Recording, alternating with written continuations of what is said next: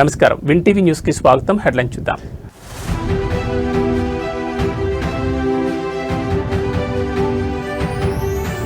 Liquor scam కేసులో కవితకు big relief, clean chit ఇచ్చిన రౌజ్ అవెన్యూ కోర్ట్.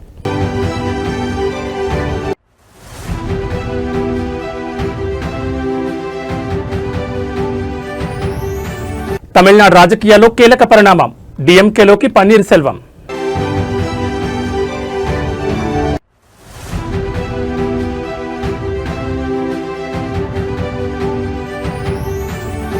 లడ్డూపై చర్చకు భయమెందుకు, ప్రభుత్వానికి వ్యతిరేకంగా వైసీపీ నినాదాల హోరు.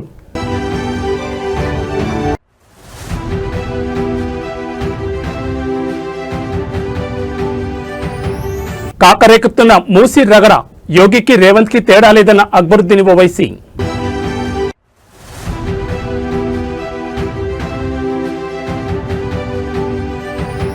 కేజ్రీవాల్ సిసోడియాలకు big relief, liquor scam case నుంచి విముక్తి.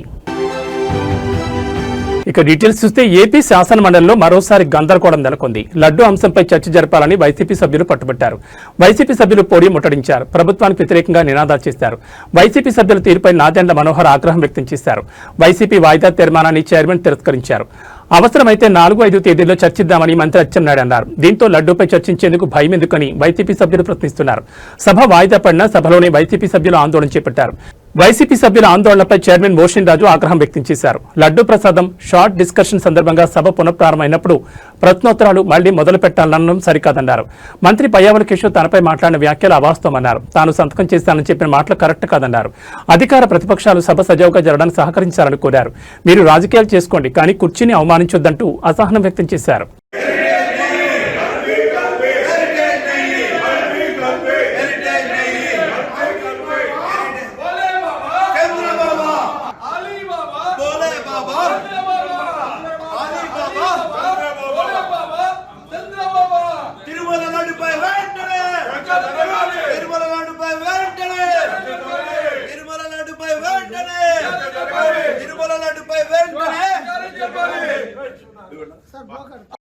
లడ్డూపై చర్చ, లడ్డూపై చర్చ, లడ్డూపై చర్చ, లడ్డూపై చర్చ, లడ్డూపై చర్చ, లడ్డూపై చర్చ, లడ్డూపై చర్చ, లడ్డూపై చర్చ, లడ్డూపై చర్చ, లడ్డూపై చర్చ, లడ్డూ. ఆంధ్ర యూనివర్సిటీ ప్రతిష్టను తిరిగి పునరుద్ధరిస్తామని మంత్రి నారా లోకేష్ ధీమా వ్యక్తం చేశారు. గత వైసీపీ ప్రభుత్వ హయాంలో ఏయూ ర్యాంకింగ్ భారీగా పడిపోయిందని ఆయన ఆవేదన వ్యక్తం చేశారు. గత 5 ఏళ్లలో యూనివర్సిటీ ర్యాంకింగ్ 72వ స్థానానికి దిగజారిందని గణాంకాలతో వివరించారు. కూటమి ప్రభుత్వ లక్ష్యం ఏయూని మళ్లీ టాప్ 10 జాబితాలోకి చేర్చడమేనని స్పష్టం చేశారు. యూనివర్సిటీలో జరిగిన అక్రమాలపై ప్రభుత్వం ఉక్కుపాదం మోపుతోందని హెచ్చరించారు. ముఖ్యంగా మాజీ వీసీ ప్రసాద్ రెడ్డి హయాంలో జరిగిన వ్యవహారాలపై విజిలెన్స్ విచారణకు ఆదేశించారు. యూనివర్సిటీని రాజకీయ పునరావృత కేంద్రంగా మార్చేస్తారని లోకేష్ మండిపడ్డారు. అక్రమ నియామకాలు, నిధుల మళ్లింపై సమగ్ర విచారణ జరుగుతోందని వెల్లడించారు. విద్యార్థుల భవిష్యత్ కంటే రాజకీయ ప్రయోజనాలకే గత ప్రభుత్వం ప్రాధాన్యత ఇచ్చిందని విమర్శించారు. ఏయూ ప్రక్షాళన కోసం కఠిన నిర్ణయాలు తీసుకునేందుకు వెనుకాడబోమని స్పష్టం చేశారు. గౌరవ సభ్యులు 2-3 అంశాలు అడిగారు. ఒకటి, ఈ 100 years ఉత్సవాలు ఏదైతే జరుగుతుందో అది ఘనంగా జరపాలి, అందరితో కోఆర్డినేట్ చేసి చేయాలని గౌరవ సభ్యులు కోరారు. అధ్యక్ష, ఫస్ట్ గా రేపు పొద్దున్న నేను విశాఖపట్నం వెళ్తున్నాను. ఎలమంచిలో కంపెనీకి మేము శంకుస్థాపన వేస్తున్నాము. దాంట్లో భాగంగా రిటర్న్ లో కూడా వైస్ ఛాన్సలర్ గారిని కలుస్తున్నాను. కలిసి మొత్తం ప్రోగ్రామ్ రివ్యూ చేసి గౌరవ సభ్యులు కూడా కాపీ పంపిస్తాను. మీరు కూడా మీ ఇన్పుట్ ఇస్తే మనం ఘనంగా ఈ శతాబ్ది ప్రోగ్రామ్ అనేది నిర్వహించాల్సిన బాధ్యత ఇక్కడున్న మన అందరిపైన ఉందని గౌరవ సభ్యులు తెలియజేస్తున్నారు. అధ్యక్ష, అంతేకాకుండా అధ్యక్ష, కేవలం ఒక ఆంధ్ర యూనివర్సిటీ కాదు, ఆంధ్ర రాష్ట్రంలో ఉన్న ప్రభుత్వ విశ్వవిద్యాలయాల్లో గత ప్రభుత్వం 5 సంవత్సరాలు విచ్చలవిడిగా వాళ్ళ కార్యకర్తలు అక్కడ పెట్టుకుంటాం జరిగింది. దానిపైన ప్రత్యేకంగా మేము ఇప్పుడు మ్యాన్ పవర్ ఆడిట్ అనేది జరుగుతుంది. అధ్యక్ష, అది నేను ఈ రోజు కూడా రివ్యూ చేశాను. నెక్స్ట్ 30 days లో ఆ మ్యాన్ పవర్ ఆడిట్ మేము పూర్తి చేస్తాం. దాని తర్వాత కఠిన నిర్ణయాలు, చర్యలు కూడా తీసుకుంటామని గౌరవ సభ్యులు తెలియజేస్తున్నాం. ఇప్పుడే పెద్దలు చెప్పినట్లు ఏంటంటే కాంట్రాక్ట్ లో కొంతమంది పనిచేస్తున్నారు, దాని తర్వాత కొంతమంది ఎంటీఎస్ రావాలని కోరుతున్నారు, దాని తర్వాత రెగ్యులరైజ్ చేయాలని కూడా. ఆంధ్రప్రదేశ్ అసెంబ్లీలో ప్రస్తుతం తిరుమల లడ్డు కల్తీ నెయ్యి అంశం తీవ్ర దుమారం రేపుతోంది. మంత్రి అచ్చెన్నాయుడు చేసిన వ్యాఖ్యలు రాజకీయ వర్గాల్లో పెద్ద చర్చకు దారితీశాయి. తిరుమల లడ్డు ప్రసాదం తయారీలో కల్తీ నెయ్యి వాడకంపై ప్రభుత్వం ఎప్పుడైనా ఎన్ని రోజులైనా చర్చించడానికి సిద్ధంగా ఉందని మంత్రి స్పష్టం చేశారు. ఈ అంశంపై చర్చ జరిగితే తమ హయాంలో జరిగిన లోపాలు బయటపడతాయని భయపడే వైసీపీ సభ్యులు సభ నుంచి పారిపోతున్నారని ఆయన మండిపడ్డారు. గత ప్రభుత్వ హయాంలో జరిగిన అక్రమాలను సాక్ష్యాధారాలతో సహా సభ ముందుంచుతామని ధీమా వ్యక్తం చేశారు. ఇంత అసమర్థ ప్రతిపక్షాన్ని నేను ఎప్పుడూ చూడలేదు. ఒక ఇష్యూని లేవనెత్తడం, ప్రభుత్వం పైన బురద జల్లడం వీళ్ళకి అలవాటు అయిపోయింది. మేము సిద్ధంగా ఉన్నామన్నా సరే ఈరోజు మళ్ళీ మీ దగ్గరకు వచ్చి ఇలాగా సభ జరగకుండా చేస్తున్నారంటే వీళ్ళకు సరుకు లేదు. వీళ్ళు చేసినటువంటి మొత్తం కార్యక్రమాలన్నీ బయటకు వస్తాయని భయపడే కార్యక్రమాలు జరగకుండా లేదని చెప్పి తెలియజేస్తున్నారు. కాంగ్రెస్ పాలనపై బీఆర్ఎస్ నేత కేటీఆర్ నిప్పులు చెరిగారు. ఖమ్మం జిల్లా వెలుగుమట్లలో ఇళ్ల కూల్చివేతలను పరిశీలించిన ఆయన అక్కడి దృశ్యాలు యుద్ధం జరిగిన గాజా నగరాన్ని తలపిస్తున్నాయని ఆవేదన వ్యక్తం చేశారు. ప్రస్తుతం కాంగ్రెస్ ప్రభుత్వం బీఆర్ఎస్ కౌన్సిలర్లను కార్యకర్తలను ఇబ్బంది పెడుతోంది. ఇది కేవలం ఇంటర్వెల్ లోపు సినిమా మాత్రమే. 2 ఏళ్ల తర్వాత సినిమాలో హీరో వచ్చినట్లు కేసీఆర్ వస్తారు. ఆ తర్వాత 3 ఏళ్లు మనదే రాజ్యం అని ధీమా వ్యక్తం చేశారు. అలంపూర్ మాజీ ఎమ్మెల్యే చల్లా వెంకటరామరెడ్డిని మొండోడు అని అభివర్ణించారు. అధికారంలో ఉన్నప్పుడు తన సొంత పనుల కోసం ఒక్క రూపాయి కూడా అడగలేదని, ఎప్పుడు నా అలంపూర్ నా నియోజకవర్గం తప్పించేవాడని కొనియాడారు. జగన్ ఫోన్ ఉదంతం మా ప్రభుత్వం పోయాక కూడా నియోజకవర్గానికి నీళ్ల కోసం నా దగ్గరకు వచ్చి ఏపీ మాజీ సీఎం జగన్మోహన్ రెడ్డికి ఫోన్ చేయమని పట్టుపట్టారు. నేను జగన్ ఫోన్ చేస్తే చల్లా ఇప్పటికే నాకు ఫోన్ చేశాడు, ఇప్పుడు నీతో కూడా చేయిస్తున్నాడా అని జగన్ నవ్వారు. అంతటి కమిట్మెంట్ ఉన్న నాయకుడు చల్లా అని కేటీఆర్ గుర్తు చేసుకున్నారు. కేటీఆర్ ఈ వ్యాఖ్యల ద్వారా అటు ఖమ్మం జిల్లాలో ఇళ్ల కూల్చివేత బాధితులకు భరోసా ఇస్తూనే ఇటు ఉమ్మడి మహబూబ్నగర్ జిల్లాలో చల్లా వెంకటరామరెడ్డి పట్ల తనకున్న నమ్మకాన్ని కార్యకర్తలకు చాటి చెప్పారు. ప్రభుత్వ వ్యతిరేకతను అనుకూలంగా మార్చుకుని మళ్లీ కేసీఆర్ నాయకత్వంలో పుంజుకుంటామని ఆయన సంకేతాలు ఇచ్చారు. నిన్న ఖమ్మంలో వెలుగుమట్ల అనే ప్రాంతం ఉంది, మొత్తం కూలగొట్టినారు. 900 కుటుంబాలను రోడ్డును పడేసినారు. ఇవాళ ప్రాంతానికి పోతే ఆ శిథిలాలు చూస్తుంటే అక్కడెక్కడో గాజా అని ఉంటుంది. ఆ గాజాలో ఎట్లయితే మొత్తం ఇల్లు శిథిలాలు చేసినారో బాంబులేసి, ఆ పరిస్థితి ఈరోజు కనబడతా ఉన్నది. మన కేసీఆర్ గారేమో డబుల్ బెడ్రూమ్ ఇల్లు కట్టాలా, పల్లె ప్రకృతి వనాలు కట్టాలా, అట్లాగే బ్రహ్మాండమైన మంచి కార్యక్రమాలు చేయాలా, వైకుంఠ ధామాలు కట్టాలా, డంప్ యార్డులు కట్టాలా, వాటర్ ట్యాంకులు కట్టాలా, ఇంటి ముందు నల్లా పెట్టాలా. ఈ లైన్లో కేసీఆర్ గారు ఆలోచిస్తే వీళ్ళేమో ఉన్న ఎట్లా కొట్టాలా, ఉన్న వాటిని ఎట్లా తగలబెట్టాలా, ఉన్న వాటిని ఎట్లా కూలగొట్టాలా, ఆ పరిస్థితి ఈరోజు ఈ రాష్ట్రంలో కనబడతా ఉన్నది. కాంగ్రెస్ వాళ్ళు మిమ్మల్ని 2 ఏళ్ళు ఇబ్బంది పెడతారు, ముందే చెప్తున్నాను నేను. అలంపూర్ ఐజా వాళ్ళు కౌన్సిలర్లు మీరు గుర్తుపెట్టుకోండి, 2 ఏళ్ళు ఇబ్బంది ఉంటుంది. కానీ సినిమాల్లో కదా లాస్ట్కి హీరో వచ్చినట్టు మళ్ళీ కేసీఆర్ గారు 2 ఏళ్లలో వచ్చేస్తాడు. లేక 3 ఏళ్ళు మళ్ళీ మీరు లాస్ట్ టర్మ్ మాత్రం, last part of your term అంటే చివరి దశ 3 ఏళ్ళు మాత్రం బాగుంటుంది. ఇంటర్వెల్కి ముందంతా వాళ్ళు, ఇంటర్వెల్ తర్వాత మనం, ఇంటర్వెల్ తర్వాత అంతా మళ్ళీ మన స్టోరీ స్టార్ట్ అవుతుంది.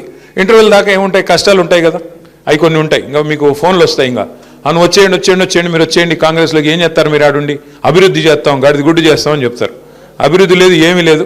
వాళ్ళు దోచుకోవడానికి పుట్టినారు. చూస్తున్నారు కదా మీ సంపత్ కుమార్ గారు ఎంత గొప్పోడంటే, ఆఖరికి ఆడ స్థానికంగా ఉండే కాంట్రాక్టర్ ఎవడు రోడ్డు పని ఏదో చేస్తున్నాడు. ఆయన పోయి కాంట్రాక్టర్ అధికార పార్టీ నాయకుడి మీద, all India Congress committee secretary మీద ఆయన పోయి కంప్లైంట్ ఇచ్చినాడు, పోలీస్ కంప్లైంట్. 8 కోట్లు అడుగుతున్నాడు, యాడికెళ్ళి పని చేయాలి, నేను ఇంకా ఉన్నాయంతా వీళ్ళు ఉడుచుకొని పోతే మేమేం పని చేసేది, యాడికెళ్ళి చేస్తామని చెప్పి మీ కానీ అన్నం వండోడు, చాలా వండోడు, ఏ ఒక పట్టాన ఏది వినడు. నువ్వు ఏమి చెప్పినా కూడా ఆయన అల్టిమేట్గా ఆయన అనుకున్నది మాత్రం రిజల్ట్ మాత్రం తెస్తాడు. వెంకటరామరెడ్డి గారి గొప్పతనం ఏంటంటే ఏదో ఒకటి చేసి కన్విన్స్ చేస్తాడు. మొత్తానికైతే కూర్చోబెట్టి ఏదైనా చెప్దాం, ఏదైనా మెల్లిగా చెప్దాం, కన్విన్స్ చేద్దామంటే మా చంద్రశేఖర్ అన్న నేను అట్లాంటి వాళ్ళు ఏమైనా ప్రయత్నం చేసినంతసేపు వింటాడు, చాలా కామ్గా వింటాడు. ఆఖరికి మాత్రం ఏదో మళ్ళీ మ్యాజిక్ చేసి ఆయన అనుకున్నది చేసుకుంటాడు, పోతాడు. అట్లాంటి వెంకటరామరెడ్డి గారు మీకు నాయకుడిగా ఉండడం నిజంగా కూడా మీ అదృష్టం. ఎందుకంటే ప్రజల పనుల విషయంలో కూడా నాకు ఒకటే చెప్పినాడు, అన్నా ఈసారి మనం అధికారం పోయింది, నాకు బాధగా ఉంది అన్నాడు. ఎందుకన్నా ఏం బాధ అంటే, లేదన్నా నేను చాలా కొట్లాడినా ప్రతిపక్షంలో, కొట్లాడి అలసిపోయిన నిజానికి ఈసారి గవర్నమెంట్ వస్తే నేను మా అలంపూరు చరిత్రలో ఎన్నడూ జరగని అభివృద్ధిని చేసి చూపెడదాం అనుకున్నాను. కేసీఆర్ గారికి నా మీద ప్రేమ ఉంది, నాకు తప్పకుండా నేనేది అడిగినా చేసేటోడు. దేశవ్యాప్తంగా సంచలనం సృష్టించిన ఢిల్లీ మద్యం విధానం కేసులో తెలంగాణ జాగృతి అధ్యక్షురాలు కల్వకుంట్ల కవితకు భారీ ఊరట లభించింది. కవితపై సీబీఐ నమోదు చేసిన అన్ని అభియోగాలను కొట్టివేస్తూ ఢిల్లీలోని రౌజ్ రెవెన్యూ కోర్టు సంచలన తీర్పు వెలువరించింది. కవితపై సీబీఐ మోపిన ఆరోపణలన్నింటినీ కోర్టు తోసిపుచ్చింది. ఈ కేసులో ఆమెకు పూర్తి స్థాయిలో క్లీన్ చిట్ ఇస్తున్నట్లు ప్రకటించింది. అదేవిధంగా కవితతో పాటు ఈ కేసులో నిందితులుగా ఉన్న మరో 23 మంది తప్పు చేశారని చెప్పడానికి ఎటువంటి పక్కా సాక్ష్యాధారాలు లేవని కోర్టు స్పష్టం చేసింది. సీబీఐ ప్రత్యేక కోర్టు జడ్జి జితేంద్ర సింగ్ ఈ మేరకు కీలక ఉత్తర్వులు జారీ చేశారు. తగిన ఆధారాలు చూపడంలో దర్యాప్తు సంస్థ సీబీఐ విఫలమైందని కోర్టు అభిప్రాయపడింది. 2 ఏళ్లకు పైగా సాగిన ఇదే కేసులో ఇప్పటికే కవిత జైలుకు వెళ్లి బెయిల్పై విడుదలయ్యారు. తాజాగా కోర్టు ఆమెపై ఉన్న కేసును కొట్టివేయడంతో తెలంగాణ జాగృతి శ్రేణులకు పెద్ద ఎత్తున ఊరట లభించినట్లయింది.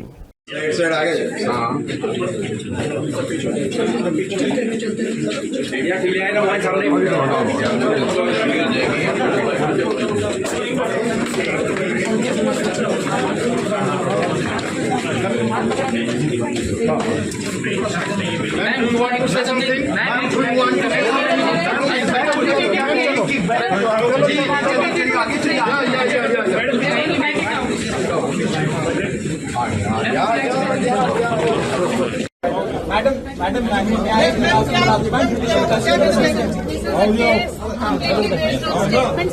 an illogical case. It is a political case. We are just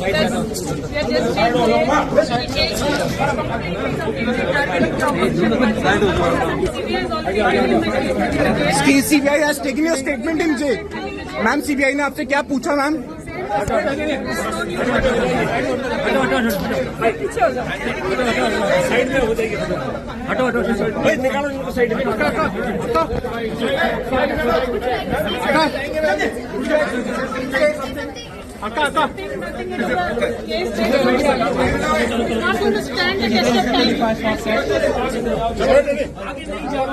Madam, what is your message for Telangana people?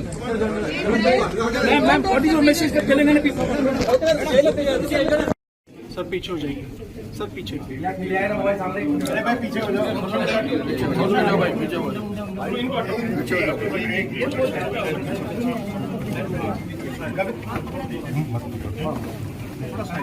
Ma'am, you want to say something? Ma'am, you want to comment on anything? Kickback को लेकर क्या कहेंगे? Kickback जो हम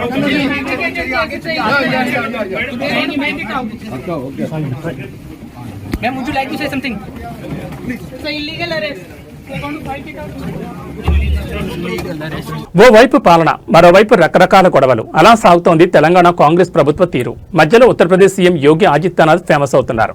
చాలా మంది నేతలు మాటిమాటికి యోగి పేరును తలుస్తూ ట్రెండీగా ఉంచుతున్నారు. తాజాగా అక్బరుద్దీన్ ఓవైసీ అదే పనిచేశారు. బీజేపీకి మేలు చేయడానికి ఉన్న ప్రతి అవకాశాన్ని సద్వినియోగం చేసుకుంటున్నారు ఓవైసీ సోదరులు. ఛాన్స్ దొరికినప్పుడల్లా బీజేపీని, ఆ పార్టీ నేతలను విమర్శిస్తూ హిందూ ఓటర్లలో ఐక్యతను పెంచుతూ బీజేపీ ఓట్ బ్యాంక్ తగ్గిపోకుండా జాగ్రత్తలు తీసుకుంటున్నారు ఓవైసీ సోదరులు. తాజాగా MIM floor leader Akbaruddin Owaisi మరోసారి అదే పనిచేశారు. ఫిబ్రవరి 26న హైదరాబాద్లోని ఒక కార్యక్రమంలో స్పందించారు. మూసీలో హైడ్రా కూల్చివేతలను ఉద్దేశించి మాట్లాడుతూ సీఎం రేవంత్ రెడ్డికి, యూపీ సీఎం యోగి ఆదిత్యనాథ్కి తేడా లేదని అన్నారు. और आज भी जो हुकूमत है ये भी वही कर रही है.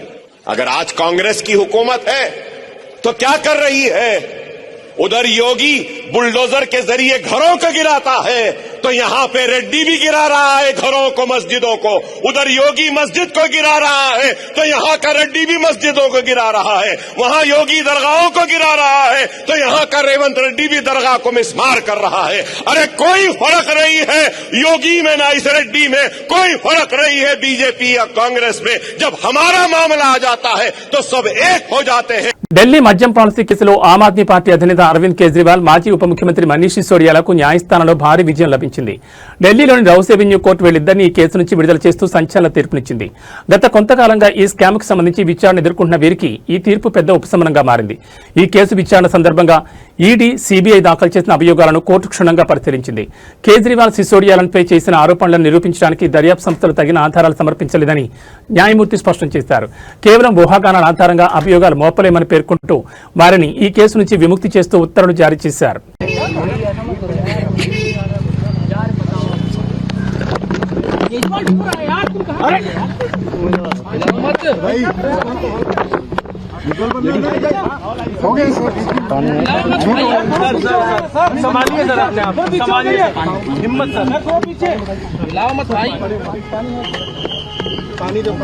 केजरीवाल भ्रष्ट नहीं है. मैंने केवल अपनी जिंदगी में ईमानदारी कमाई है. इन्होंने झूठा केस लगाया और आज ये साबित हो गया. कोर्ट ने कहा है कि केजरीवाल कट्टर ईमानदार है, मनीष सिसोदिया कट्टर ईमानदार है, आम आदमी पार्टी कट्टर ईमानदार है. मैं प्रधानमंत्री जी से कहना चाहता हूं, सत्ता के लिए इस तरह से खिलवाड़ मत कीजिए. देश के साथ इस तरह से संविधान के साथ खिलवाड़ मत कीजिए. आपको सत्ता चाहिए, अच्छे काम कीजिए. आज देश के सामने इतनी बड़ी बड़ी समस्याएं हैं, महंगाई है, बेरोजगारी है, पूरे देश में सड़कें टूटी पड़ी है, चारों तरफ पोल्यूशन ही पोल्यूशन हो रहा है, चारों तरफ देश में इतनी समस्याएं हैं। उन समस्याओं का समाधान करके सत्ता में आइए ना। केजरीवाल पे, आम आदमी पार्टी पे झूठे केस क्यों करते हैं? अच्छा काम करके सत्ता में आइए। इस तरह के झूठे केस करना और 24 घंटे विरोधियों के, विपक्षियों के खिलाफ ऊट पटांग के केस करना, उनको जेल में डालना, ये एक प्रधानमंत्री को शोभा नहीं देता। इससे देश आगे नहीं बढ़ेगा। देश आगे तब बढ़ेगा जब जनता की समस्याओं का समाधान किया जाएगा। कोर्ट ने सीबीआई के ऊपर आज एक बार फिर गर्व हो रहा है देश के संविधान पर, बाबा साहब अम्बेडकर पर, जिन्होंने इतना शानदार संविधान दिया और सत्य की जीत हुई है। सर सीबीआई के ऊपर भी sir Arvind Kejriwal and Manish Sisodia speaking outside court, and you saw how Arvind Kejriwal, the former Chief Minister of Delhi and the convener of the Aam Aadmi Party, broke down.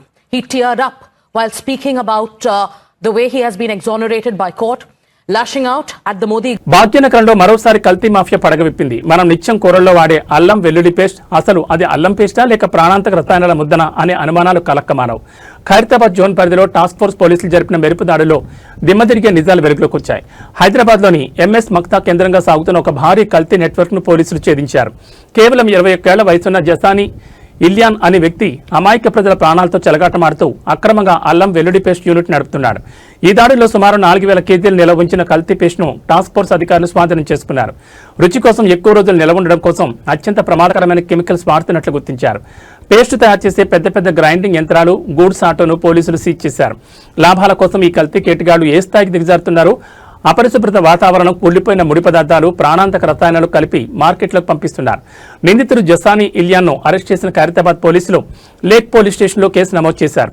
ప్రస్తుతం ఈ కల్తీ పేస్ట్ను ఎక్కడికెక్కడ సరఫరా చేస్తున్నారు, దీని వెనుక ఇంకా ఎవరైనా పెద్ద తలకాయలు ఉన్నాయా అనే కోణంలో పోలీసులు లోతుగా దర్యాప్తు చేస్తున్నారు.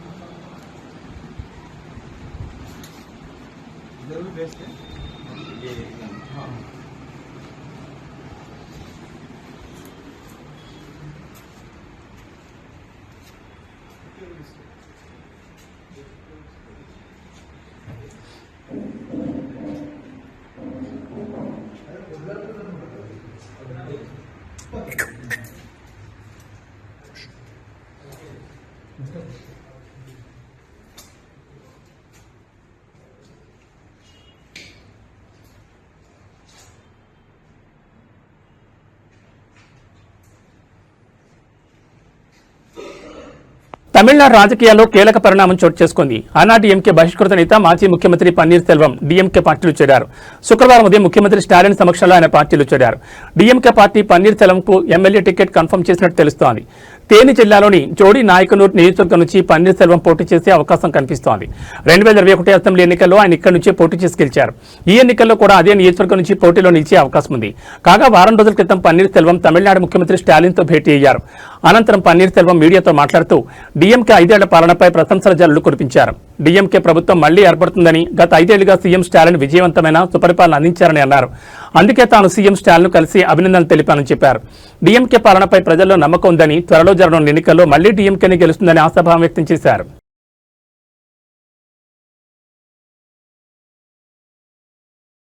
ఎల్బీ నగర్ లో సురేష్ అనే వ్యక్తిపై 30 మంది దుండగులు దాడి చేసి కారును ధ్వంసం చేయడం తీవ్ర ఉద్రిక్తతకు దారితీసింది. బాధితుడికి గాయాలవగా దాడి చేసిన వారికి పోలీసులు మద్దతు తెలుపుతున్నారని ఆరోపిస్తూ బీజేపీ నాయకులు పోలీస్ స్టేషన్ ముందు ధర్నాకు దిగారు. నిందితులను వెంటనే అరెస్ట్ చేయాలని డిమాండ్ చేశారు. పరిస్థితి విషమించకుండా పోలీసులు భారీగా మోహరించారు.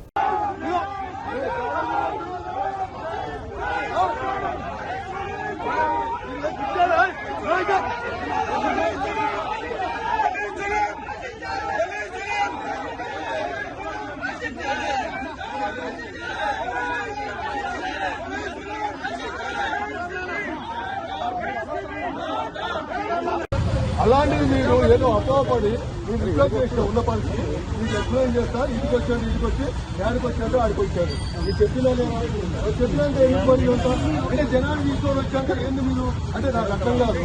అంటే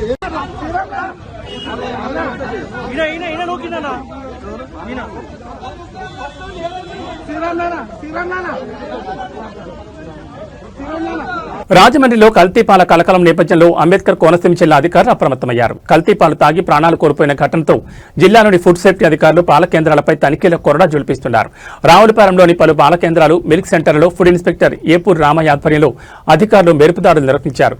పాలను నిల్వ చేసే విధానం, సెంటర్లోని పరిశుభ్రత మరియు నాణ్యతా ప్రమాణాలను అధికారులు క్షుణ్ణంగా పరిశీలించారు. పలు కేంద్రాల నుంచి పాల నమూనాలను సేకరించి పరీక్షల నిమిత్తం ల్యాబ్కు పంపించారు. నివేదికలో కల్తీ జరిగినట్లు తేలితే సదరు అమ్మకందారులపై క్రిమినల్ కేసులు నమోదు చేస్తామని హెచ్చరించారు. పాలలో విష పదార్థాలు కలిపినా, నిబంధనలు అతిక్రమించినా కఠిన చర్యలు తప్పవన్నారు. ప్రజలు కూడా పాల నాణ్యత విషయంలో అప్రమత్తంగా ఉండాలని, ఏమాత్రం అనుమానం వచ్చినా వెంటనే ఫిర్యాదు చేయాలని ఫుడ్ సేఫ్టీ అధికారులు కోరారు. రాజమండ్రి విషాదం నేపథ్యంలో జిల్లాలోని అన్ని మండల కేంద్రాల్లోనూ ఈ తనిఖీలను విస్తృతం చేసినట్లు అధికారులు వెల్లడించారు.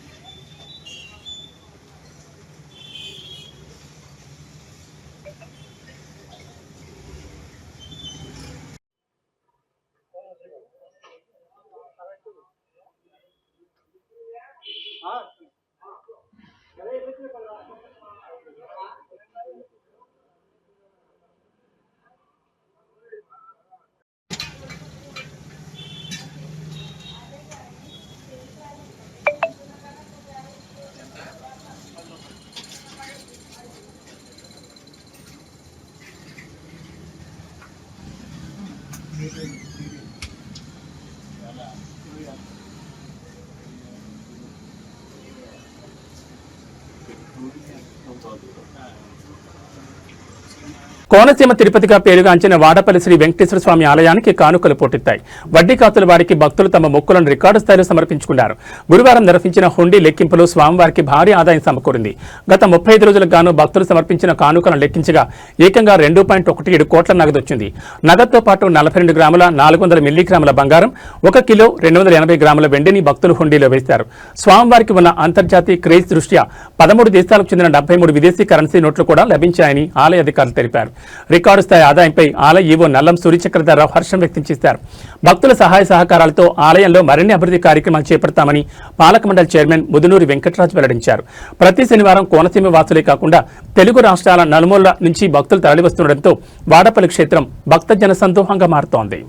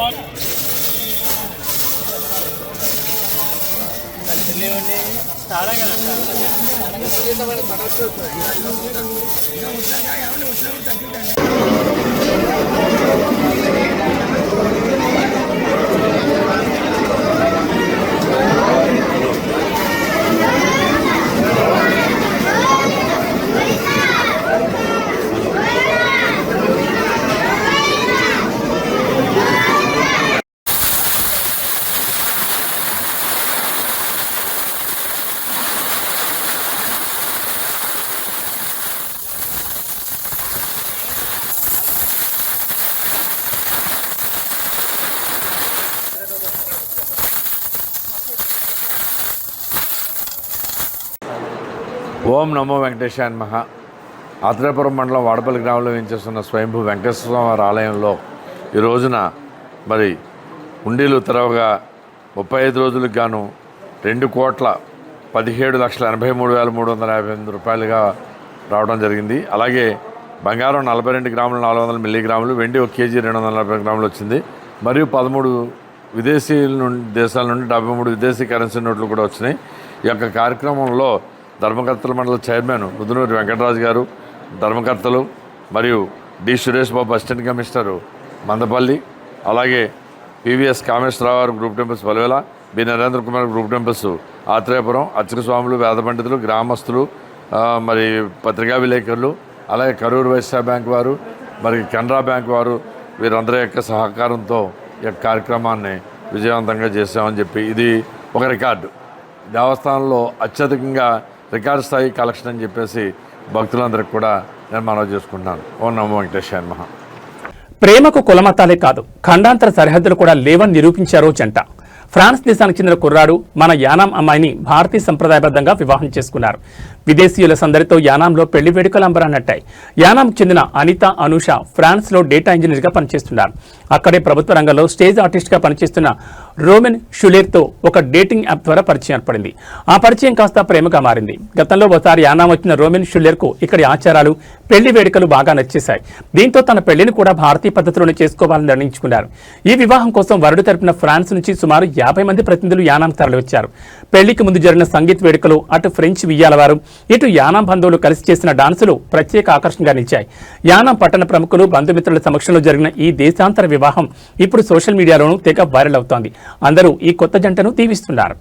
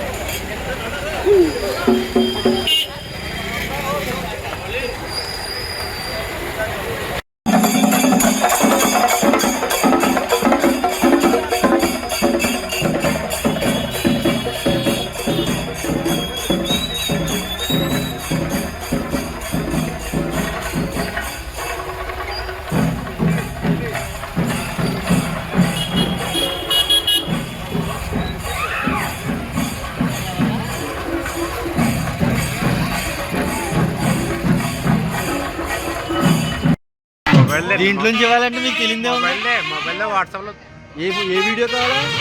ఇద్దరు జోడా ఉన్నది.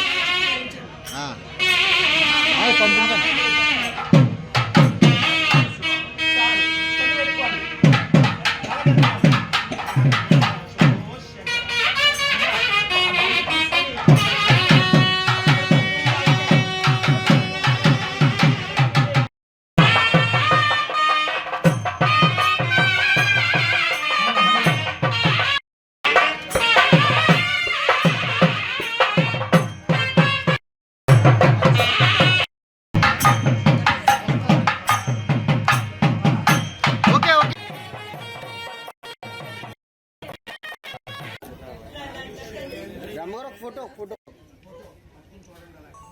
Middle okay okay thank you కాళ్ళు బయట పెట్టమనండి ఇలా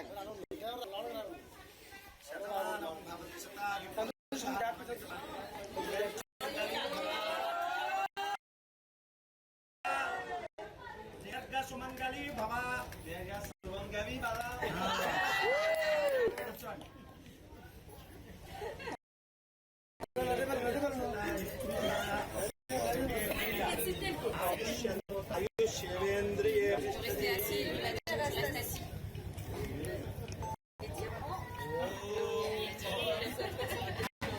रोचनो रोचमानः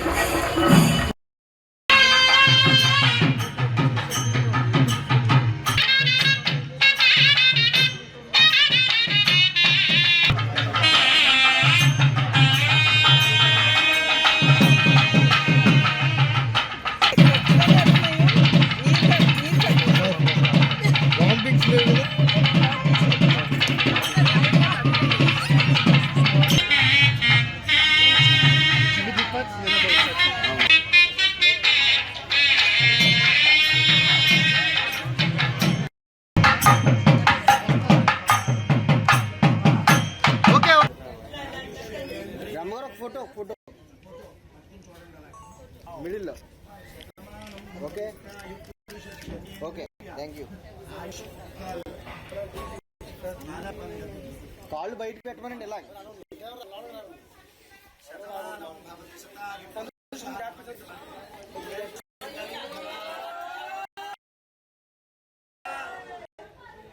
సుమంగళి భవ సుమంగళి భవ.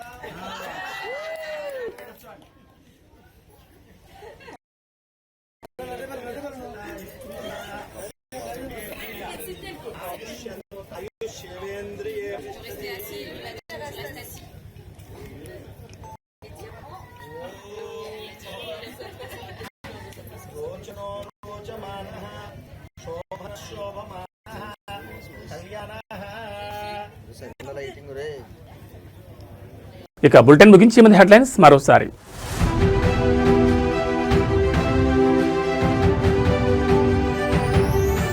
లిక్కర్ స్కామ్ కేసులో కవితకు బిగ్ రిలీఫ్, క్లీన్ చిట్ ఇచ్చిన రౌజ్ అవెన్యూ కోర్ట్.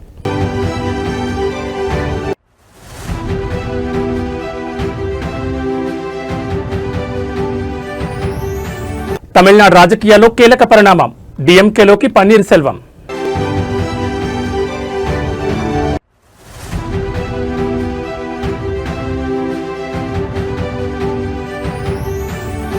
లడ్డూపై చర్చకు భయమెందుకు, ప్రభుత్వానికి వ్యతిరేకంగా వైసీపీ నినాదాల హోరు.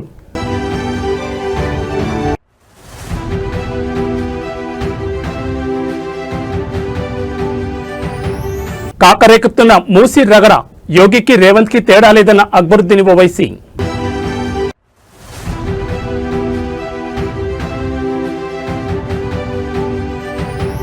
కేజ్రీవాల్ సిసోడియాలకు big relief, liquor scam case నుంచి విముక్తి. ఏబీ బులెటిన్ విశేషాలు. నమస్కారం.